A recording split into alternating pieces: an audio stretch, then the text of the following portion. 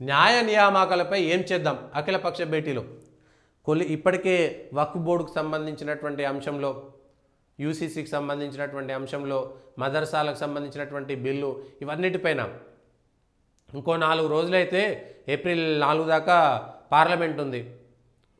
వక్ఫ్ board సంబంధించినటువంటి bill pass అయిపోతుంది. రేపు 30-31 తర్వాత వక్ఫ్ బోర్డు బిల్లు పాస్ అయిపోతుంది. పాస్ అయిపోయిన తర్వాత ఈ ఎన్జేఏసీ కొలీజియం ఇవాళ ఒక ఆయన న్యాయమూర్తి నోట్ల కట్టలతోటి దొరికిపోయాడు. అంటే వాళ్ళ ఇంట్లో దొరికిందా లేదా విచారణ. ఇవాళ కొలీజియంలో ఎవరు బాధ్యత వహించాలి? దీన్ని ఎందుకు చిన్నదిగా చూస్తున్నారు? కొలీజియంలో ఉండేటువంటి ముఖ్యమైనటువంటి న్యాయమూర్తులు ఇవాళ ఎందుకు చప్పుడు చేయట్లేదు? కొలీజియం వ్యవస్థ పైన ఎందుకు చప్పుడు చేయట్లేదు?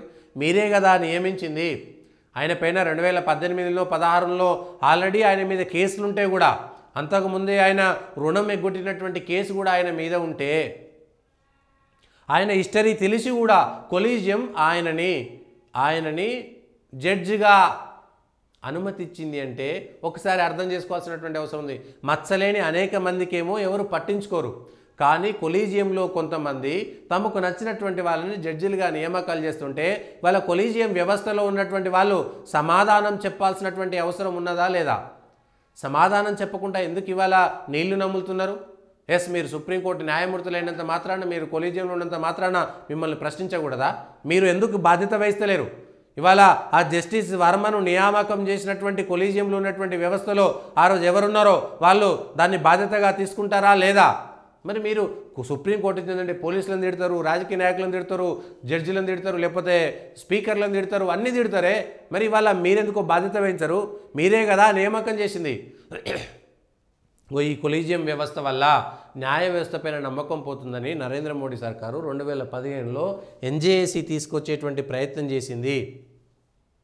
జాతీయ న్యాయ నియామకాల కమిషన్.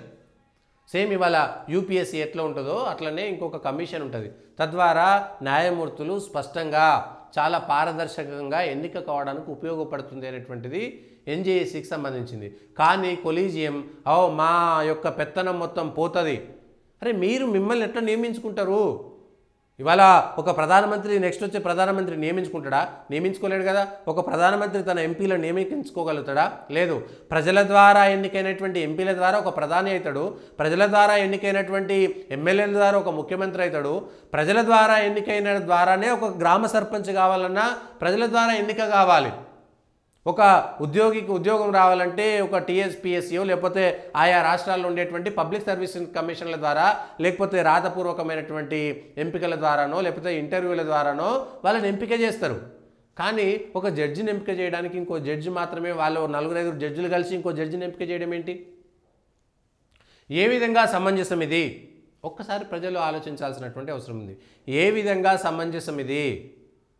ఇవాళ ఈ పార్లమెంటులోనే ఎన్జేఏసీ వస్తుందా? అందుకనే నిన్న ఉపరాష్ట్రపతి ధన్కర్ ఆయన కూడా న్యాయ కోవిదుడు, బార్ కౌన్సిల్లో, ఢిల్లీలో, సుప్రీంకోర్టులో పనిచేసినటువంటి సీనియర్ న్యాయవాది, రాజస్థాన్ నుంచి వచ్చినటువంటి వ్యక్తి, ఇవాళ అన్ని విపక్షాలకు సంబంధించినటువంటి వాళ్ళతో అఖిల పక్షాలతోటి భేటీ అయ్యి ఏం చేద్దాము, కొలీజియం వ్యవస్థ వల్ల ఇవాళ మాయన మచ్చ ఒకటి వచ్చింది కాబట్టి మనం ఏం చేద్దామనేటువంటి ఒక ప్రశ్న ఉత్పన్నమైంది. ఇవాళ పార్లమెంట్లో చర్చించవచ్చు కదా అంటే చర్చించాలన్నా వద్దా? ముందుగా అందరి అభిప్రాయాలు తీసుకుంటున్నారు, పార్లమెంట్లో కూడా చర్చించవచ్చు. ఇవాళ ఎన్జేఏసీ అమలుకు రంగం సిద్ధమైందా? ఎస్, దెబ్బ కొడితే ఇవాళ కొలీజియం కూడా పక్కకు పోవాల్సినటువంటి పరిస్థితి ఉందా? ఒకసారి అర్థం చేసుకోవాల్సినటువంటి అవసరం ఉన్నది.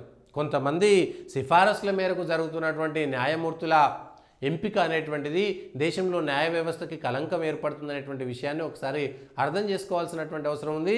నరేంద్ర మోడీ సర్కారు ఇవాళ ఖచ్చితంగా ఈ ఎన్జేఏసీని మరి ఈ సంవత్సరంలో తెస్తారా? ఈ పార్లమెంట్లో సాధ్యంగా అవుతుందా? వచ్చే పార్లమెంటు నాటికి అవుతుందా? ఎప్పుడవుతుంది అనేటువంటి విషయం తెలియలే. కానీ దీంట్లో మాత్రం స్పష్టంగా ఏదో ఒకటి జరుగుతుంది.